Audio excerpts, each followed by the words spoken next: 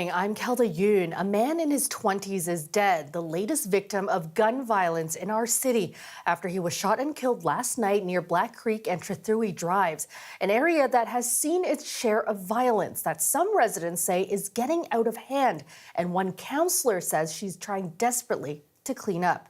Greg Ross has more. Another one gone. It's sad.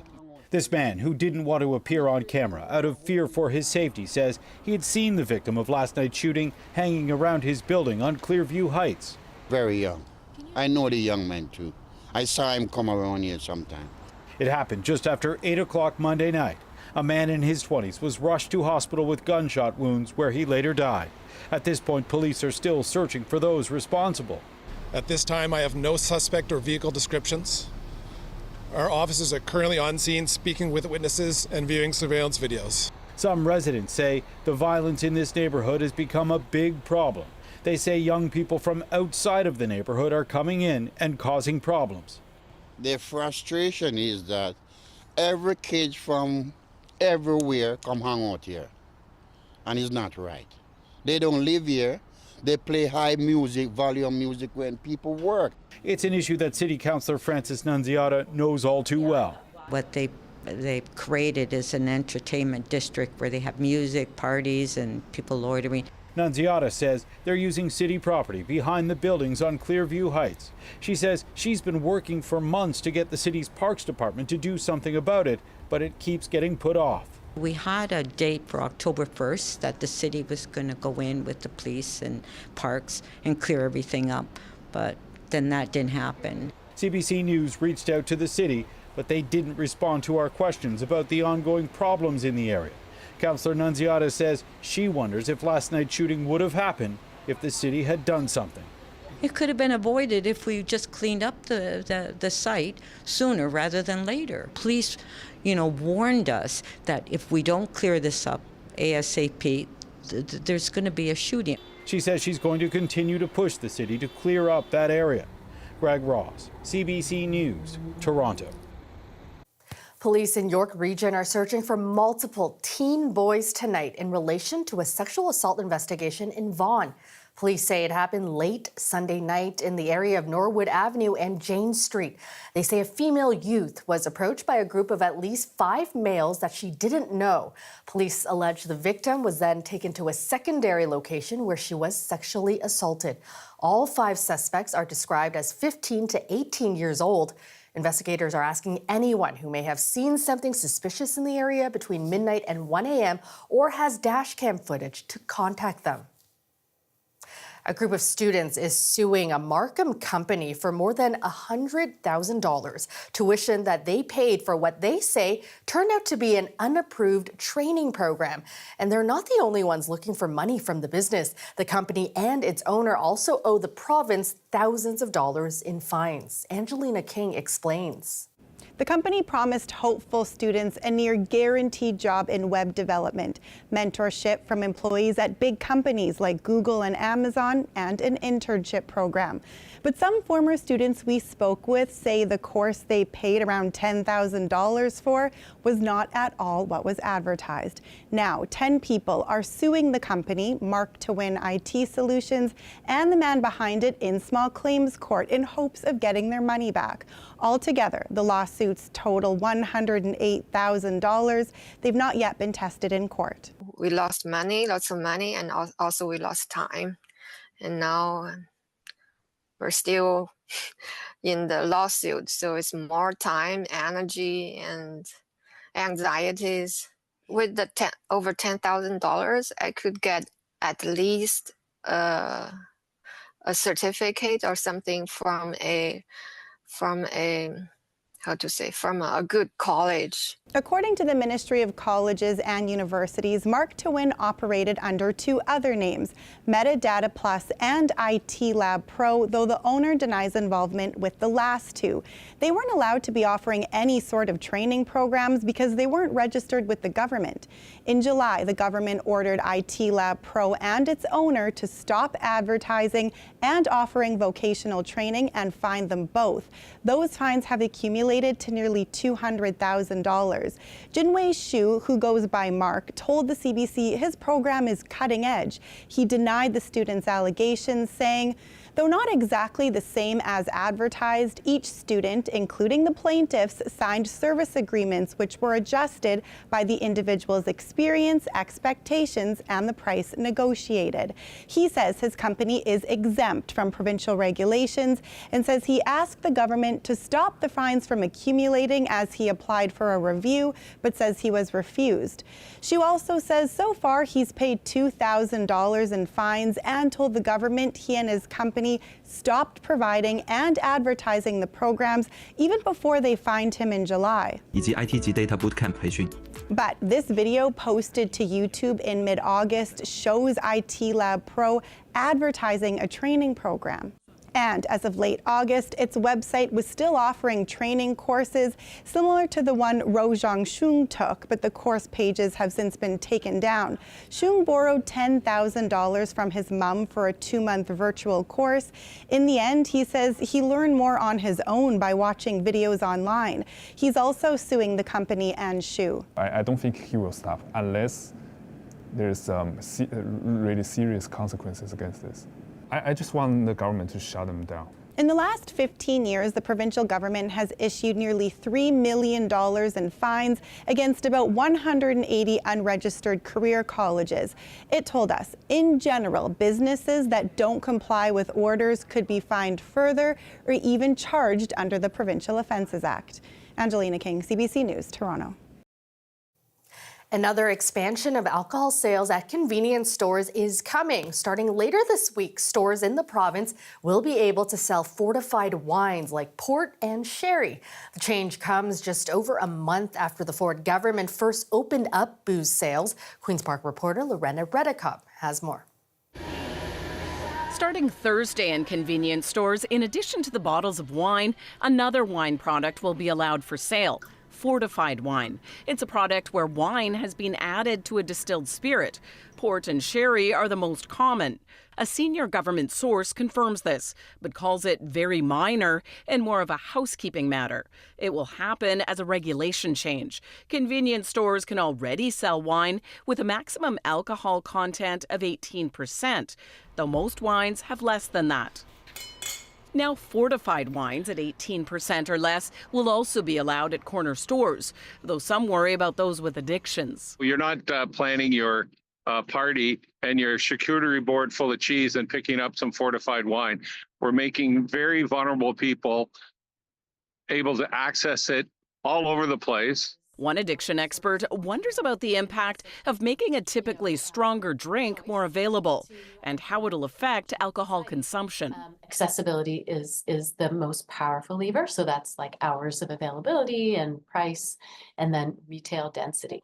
On the LCBO website, 50 different fortified wine products are listed as containing 18% alcohol or less. The LCBO didn't provide any answers on sales numbers. The convenience store industry says this is not something it was pushing for. I'm not exactly sure how big a seller it's going to be, but it's good news for the convenience retailers because now they have yet another product to offer Ontario consumers. This store owner says it's been a challenge just stocking the products they're already allowed to carry, waiting to fill her second fridge with wines after a month of being allowed to sell it. As you order, it's taking almost 3 weeks to fill in the order from LCBO. Beer store is faster, but you have to go and pick it up. If you don't want to invest in 50 cases at a time, then you have to go and pick it up. She'd like to see another change, hoping the rules for wines they can sell will loosen. We need more variety, so I'm waiting for that as in permission from LCBO so that you can carry all kinds of wines. Once I get into that cooler will be filled up. The province created a map of all the convenience stores licensed to sell booze, but some I called still aren't selling, in some cases because they don't have any product yet. We're changing a system that has been in place for almost 100 years. So there undoubtedly are going to be some growing pains, and we're experiencing some growing pains right now. The biggest one, namely, is distribution, but we're working on that. The industry is glad the province has agreed to do a review on taxes and fees they're paying on alcohol, set to be finished by the end of the year. As for the shift to allow the sale of fortified wines, one safety advocate questioned whether this is a sign the province will allow hard alcohol sales next. The response from the government source on that? Absolutely not. This convenience store owner says it's something customers are asking about. People come and ask, oh, do you have this? Do you have that? We don't. Like, we are only allowed this much. Then you have to explain them why, and we don't have a reason. Why not vodka, a bottle of vodka or a bottle of scotch? But she says what she is allowed to sell is paying off. Every day, selling around 100 cans of beer and coolers in her large store. Lorenda Redicop, CBC News, Toronto. Toronto has a new park and playground, and it's dedicated to a furry friend that the city has a complicated relationship with. One that has, whether we like it or not, become an unofficial mascot of the city. The unofficial ribbon cutting of Raccoon Park was held tonight in Midtown. Our Dale Manukduk was there. They're everywhere, in our attics, scurrying around our fast food joints, climbing to the top of our construction sites.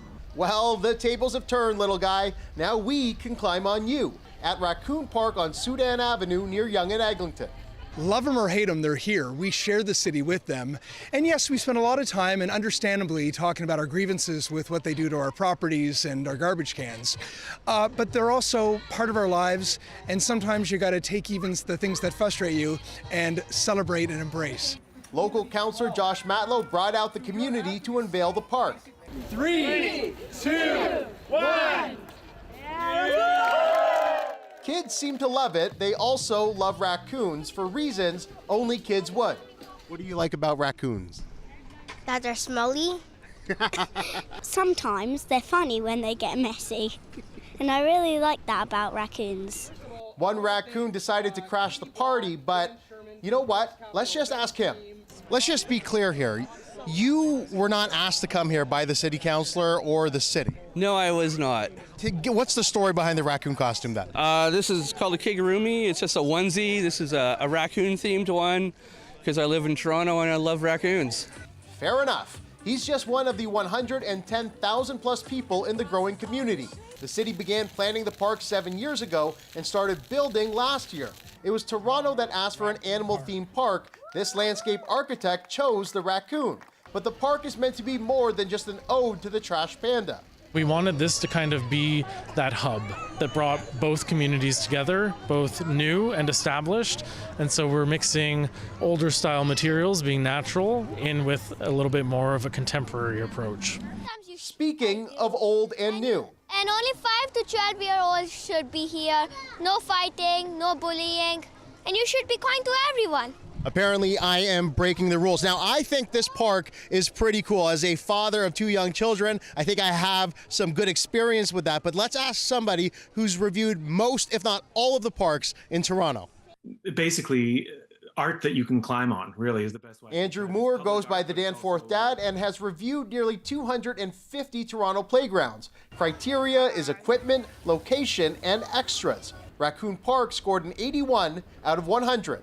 Sounds low for how excited I am about it, but really when you take into account other things, it's a very small park, which, you know, it fits into the area. There's a lot of condos around there. And there's no sand, which is unfortunate. Not a lot of swing options. But plenty of places to yell, Mom! Mom! Mom! Look at me! Dale Manukduk, CBC Toronto.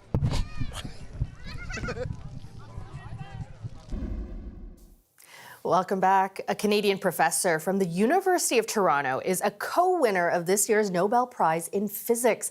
Geoffrey Hinton is a pioneer of artificial intelligence. But while he helped lay the foundation for AI, he is now also expressing some serious concerns about its future. Ali Chiasson reports. And the Nobel Prize in Physics goes to Geoffrey Hinton, University of Toronto, Canada. Geoffrey Hinton, also known as the godfather of AI, has won the prestigious award alongside American scientist John Hopfield. In layman's terms, they're being recognized as the architects of machine learning software that acts like a human brain. Using data to recognize patterns, it powers facial recognition and language translation software. I had no idea I'd been nominated. Hinton spoke to CBC News over the phone from Palo Alto, California. I was completely flabbergasted. Hinton famously stepped down from his role at Google AI last year, allowing him to speak freely about the potential dangers of artificial intelligence getting, well, so intelligent that it becomes a threat to humanity. If we produce things that are more intelligent than us, how do we know we can keep control? As this University of Toronto professor puts it, avoiding a Frankenstein scenario. His call for arms actually has built a lot of initiatives here in Toronto, Canada, and the world that are thinking about how to have safe AI. Hinton's impact goes way back. People probably don't know the story of how this all started, but Jeff Hinton used to be a professor in the United States, and unhappy with the funding mechanisms and even the political aspects of the time, Jeff decided to move to Canada, decided to host and fund this esoteric research topic called neural networks. At the time, that was not very popular. So Canada became this home for this type of research. Hinton's now Nobel Prize-winning work continues to evolve, just like the artificial intelligence he's created. His advice for young researchers now? The best research comes out of being curious about how things work. Science is just being efficient about your curiosity. Follow your curiosity. That's how you get the best research done. Ali Chiasson, CBC News, Toronto. Evil Dead, the musical, is making its bloody return to Toronto. 17 years ago, the stage production based on the classic 80s horror film took audiences by storm at the Diesel Playhouse. Well, now it's back, ready to splatter audiences at the Randolph Theatre. Here's a look. Groovy. Alomemnon Kanda. Kanda! Kanda! This is the funnest, most hilarious musical night out ever. It all started in 2002 in Toronto with just a bunch of our friends and people from school that we kind of all banded together, and it was really kind of sweet. A bunch of kids in their early 20s, and none of us were getting paid. We thought this was a really cool, fun idea, and we did this show in a bar at the Transact Club, and we were just fortunate to make something that really resonated with a lot of people, and the fans in Toronto really lifted us up. This show it grows every year, strangely, in popularity. Like this month alone, we're in 35 cities. We opened in Stockholm, Sweden last week. We're playing simultaneously 35 places this month alone. Toronto is always our hometown. It's always our biggest, so we're really excited to be here. It's really a cool thing to be stepping into not only the world of the movies, but also the musical, which has been around for 20 years now and has a devoted fan base. I am doing some pretty crazy things in this show. I am breaking glass over my head. I'm fighting my own hand. Well, it's this hand, it's gone now, but I fight my own hand, punching myself in the face, flipping myself over. So the terror that I experience from that is very genuine. It's very real. It's no acting required. The Splatter Zone is the biggest it's ever been. We have more blood than we've ever had, and people are just dying, literally dying to get in on the Splatter Zone. Like the Splatter Zone, if you don't understand, like during the show, the actors are shooting blood on each other, but then they just start shooting it on the audience, and then the entire set starts shooting blood on the audience. The ceiling, it's nuts. So we get you from all angles. You're guaranteed to be wet. Well, if you insist on prying, lately I've been noticing somewhat of a trend in my life, and every time I think it's about to go away, it creeps in again. Even though every time we do the show, we add another little something. There's always new surprises or more blood. And we've done that again with our latest version of the show. And the cast that we have is incredible. This is an amazing cast. You should not be missed. Aaron Robinson playing Ash is hilarious and amazing. We have an amazing team here, and we're just really excited and proud. So come on out here and check out Evil Dead the Musical. We're here till January the 5th.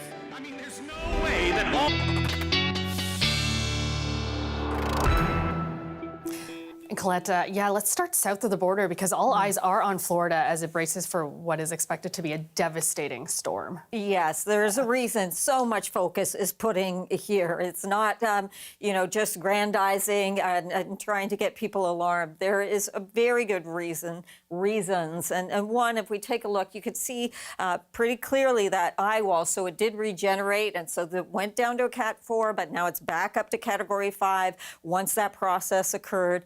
And it's making its turn now to the northeast, which is what's going to bring it along the west coast of Florida and right across the peninsula and out into the Atlantic.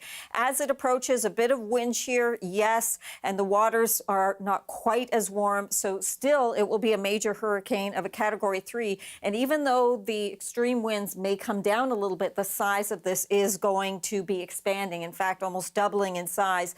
In terms of the timeline for moving on land, expected to be likely just after midnight tomorrow evening, so the early wee hours of Thursday morning. The closer it could be to midnight, the better, because they reach their high tide around 6 a.m. on Thursday morning, and we don't want that added to what is expected to be record storm surge. They already had record storm surge less than 2 weeks ago. That was with Helene. This one may be double what that storm surge was. So the flooding, the tornadoes in here, the power outages, and the wind damage and projectiles from all of what's left from the remnants and debris from Helene and all of that cleanup. So the one piece of good news in here, if there is any, is that it looks like anyway, it's sliding a little bit further south of Tampa.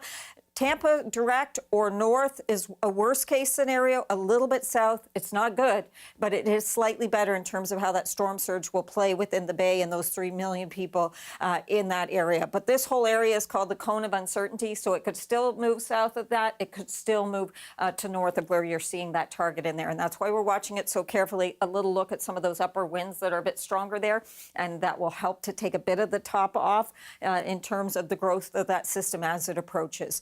It's still a monster storm. So the upper winds affecting us too. If we look at the jet stream, bringing in that west to northwesterly, that cool flow. And not only that, but these troughs kind of riding on through as well that bring the scattered showers that we were experiencing today into tomorrow. We get into a few more of those scattered showers. Could be in the morning, but especially into the afternoon hours. But the good news in all of this is that on Thursday, guess what? We break out of it, sunshine is back, and we're going to be seeing quite a bit of that for a few days as we approach the holiday weekend, Kelda. Thanks, Colette. And that's our show for you tonight. Thank you so much for watching.